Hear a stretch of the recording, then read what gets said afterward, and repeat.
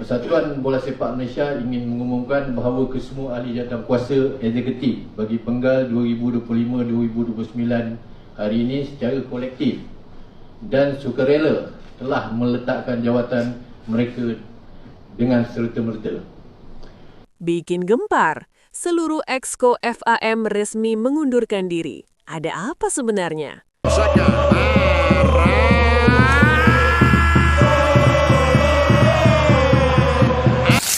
Setelah lama menghilang kayak mantan yang tiba-tiba muncul pas kita udah move on, akhirnya kasus naturalisasi timnas Malaysia nongol lagi ke permukaan. Ada yang masih ingat? Iya, kasus yang dulu sempat bikin jagat sepak bola Asia Tenggara heboh. Negeri tetangga kita ini memang punya bakat alami bikin drama. Kalau bukan soal pelatih, ya federasi. Kalau bukan federasi, ya pemain. Alurnya rapi, konfliknya ada plot twistnya. Jadi ceritanya begini, waktu itu FIFA menjatuhkan sanksi ke timnas Malaysia karena ketahuan memainkan 7 pemain yang statusnya dianggap ilegal. Bukan 1, bukan 2, tapi 7 langsung bro. Satu tim hampir satu gerbong. Nama-namanya juga internasional semua. Gabriel Palmeiro, Facundo Thomas Garces, Rodrigo Julian Holgado, Imanol Javier Machuca, Joao Vitor Brandao Figueiredo, John Irazabal Iraurgi, dan Hector Alexandro Hevel Serrano. Kalau dibaca cepat kedengarannya kayak daftar starter klub La Liga atau Serie A. Padahal ini buat Harimau Malaya. Efeknya langsung terasa. FIFA tidak hanya menjatuhkan sanksi kepada para pemain, tetapi juga kepada federasi mereka, FAM. 3 hasil pertandingan internasional Malaysia pun dibatalkan. Saat melawan Singapura, Malaysia dinyatakan kalah 0-3. Begitu juga saat menghadapi Palestina dan Tanjung Verde. Hasilnya sama, kalah 0-3. 3 kekalahan sekaligus. Praktis memang, tapi rasanya pasti lebih pedih dari ditinggal pas lagi sayang-sayangnya. Waktu semua orang mengira ceritanya bakal berakhir di situ, datang plot twist dari Pengadilan Arbitrase Olahraga alias CAS. Mereka memutuskan untuk mencabut sanksi FIFA terhadap 7 pemain ini, tapi sifatnya sementara. Artinya sekarang mereka boleh main lagi, boleh latihan lagi, boleh tekan kontrak lagi, pokoknya boleh hidup normal sebagai pesepak bola profesional. Padahal sebelumnya sempat sanksi sampai 1 tahun. FAM pun ikut angkat bicara. Katanya para pemain ini diizinkan melanjutkan karir dan ikut semua aktivitas sepak bola sampai keputusan final dari CAS keluar. Bahasa resminya sih sopan dan diplomatis, tapi terjemahan bebasnya kira-kira begini. Main dulu aja, urusan hukum belakangan. Yang penting line up aman, soal ribut-ribut nanti kita rapatkan lagi. Tapi catat baik-baik, ini belum benar-benar bebas. Masih status sementara. Ibarat hubungan abu-abu. Sudah jalan lagi, tapi belum jelas arahnya mau ke pelaminan atau balik jadi mantan. Bisa saja mereka benar-benar lolos. Bisa juga mendadak kena sanksi lagi kalau keputusan akhir CAS tidak berpihak. Jadi buat Malaysia ini jelas bukan ending. Ini baru jeda iklan sebelum episode berikutnya tayang. Apakah 7 pemain ini bakal benar-benar bebas dan jadi pahlawan? Atau malah kembali jadi korban drama federasi? Kita tunggu saja kelanjutannya. Yang pasti, sepak bola Asia Tenggara memang tidak pernah kehabisan stok cerita.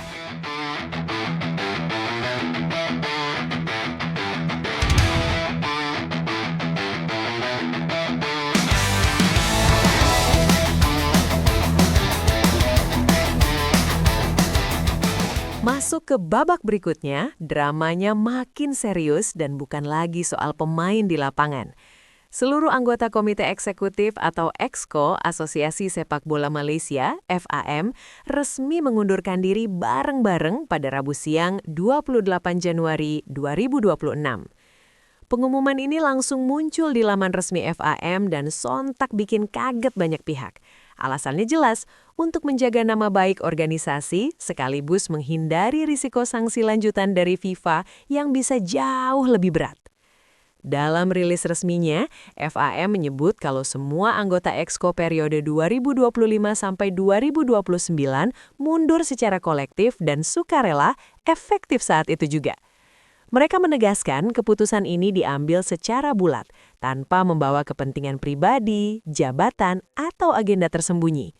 Bahasa resminya terdengar sangat rapi dan diplomatis, tapi kalau diterjemahkan secara simpel, mereka memilih minggir dulu biar masalahnya nggak makin melebar kemana-mana. Langkah ekstrim ini tentu nggak muncul begitu saja. Citra FAM sudah lebih dulu tercoreng gara-gara kasus pemalsuan dokumen naturalisasi yang melibatkan 7 pemain timnas Malaysia. Kasus ini membuat federasi mereka berada di bawah sorotan tajam FIFA dan publik internasional.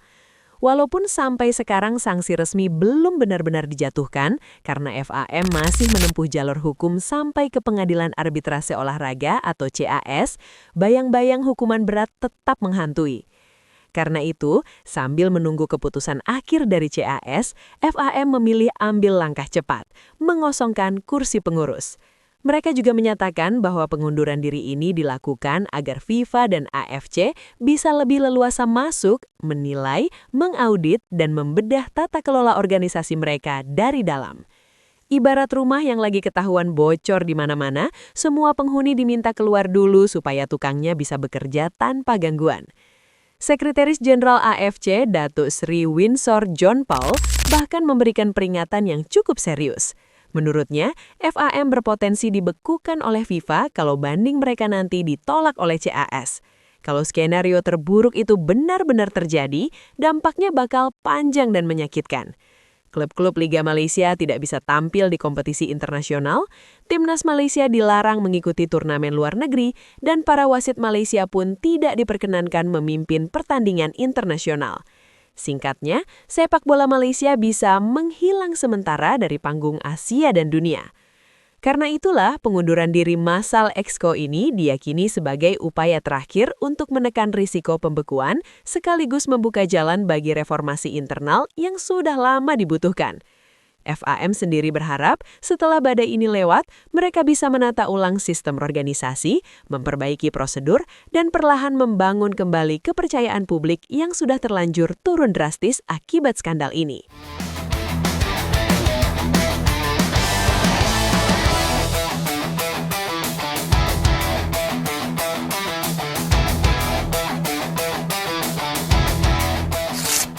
Kalau kita bandingkan sedikit dengan kondisi di Indonesia, jujur saja, PSSI juga bukan lembaga yang bersih-bersih amat.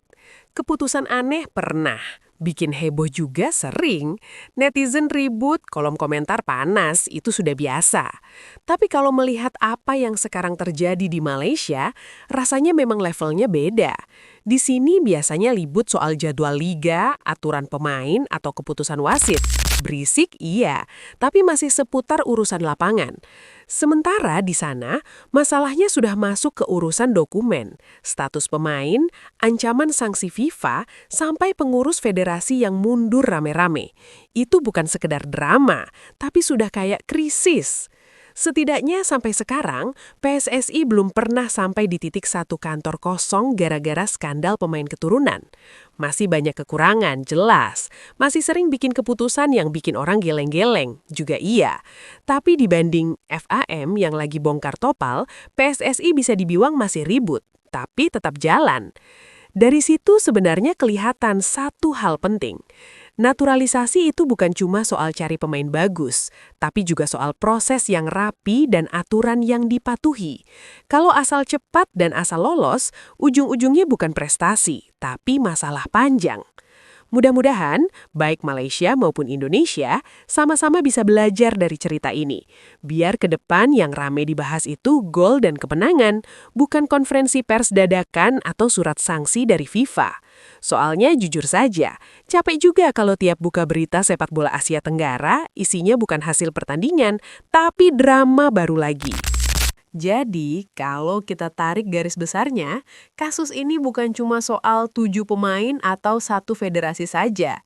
Ini cerita tentang bagaimana sepak bola modern bukan cuma dimainkan di lapangan, tapi juga di balik meja, di dokumen, dan di ruang sidang. Malaysia masih menunggu keputusan akhir dari CAS. Nasib para pemainnya belum benar-benar jelas, dan kondisi federasinya pun masih dalam tahap berbenah. Mau tidak mau, mereka sekarang ada di fase nunggu hasil sambil deg-degan. Buat kita sebagai penonton di Asia Tenggara, cerita ini jadi pengingat bahwa membangun tim nasional itu bukan cuma soal cari pemain cepat jadi, tapi juga soal proses yang rapi, aturan yang jelas, dan tanggung jawab jangka panjang. Semoga saja ke depan yang jadi headline itu bukan lagi soal sanksi, skandal, atau pengunduran diri massal, tapi soal prestasi, perkembangan liga, dan persaingan sehat antar negara. Kalau menurut kalian gimana? Kasus ini bakal berakhir damai atau malah tambah panjang? Tulis pendapat kalian di kolom komentar. Dan kalau kalian suka bahasan sepak bola Asia Tenggara yang santai tapi tetap berbobot, jangan lupa like, subscribe, dan share biar channel ini terus bisa bahas cerita-cerita panas lainnya. Sampai jumpa di video berikutnya.